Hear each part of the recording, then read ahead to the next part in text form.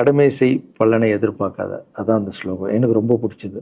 என்னடா இது கடமையை செய்ய சொல்கிறாங்க, பலனை எதிர்பார்க்க வேணான்றாங்கல்லன்னு நிறைய பேருக்கு அந்த ஸ்லோகமில் ஒரு டவுட் ஒன்று இருக்குது.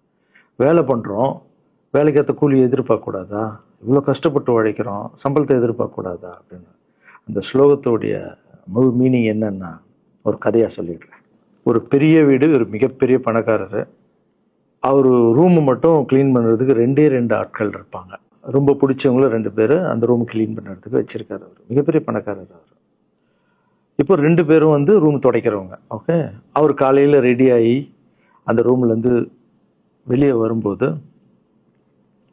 அவங்க துடைச்சிட்டு இருக்காங்கல்ல, அதில் ஒருத்தர் வந்து அவர் பாட்டுன்னு ஒரு வேலையை பார்த்துட்டு இருப்பார், துடைச்சிக்கிட்டே இருப்பார்.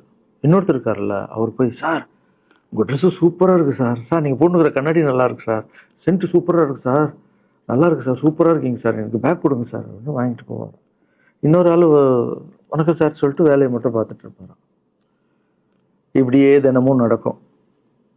அப்புறம் அந்த ஓனர் வந்து இந்த ஊரை விட்டு வெளியூருக்கு போகிறாரு. போகும்போது 2 வேலைக்காரங்களும் கூப்பிட்டு ஒருத்தருக்கு வந்து 1 மாதம் சம்பளம் எக்ஸ்ட்ரா, யார் கூட பேக்லாம் தூக்கிட்டு போய் எப்போ பார்த்தாலும் நான் சூப்பர் சூப்பர்னு சொன்னார்ல, அவருக்கு 1 மாதம் சம்பளம் எக்ஸ்ட்ரா.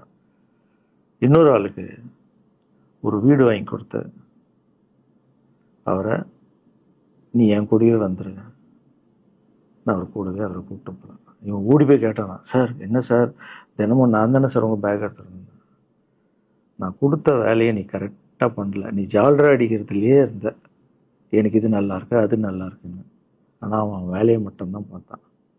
வேலையை கரெக்டாக பார்த்தா பலனு கடவுள் கொடுப்பார். அந்த பலன் தான் இது அப்படின்னு சொன்னான்.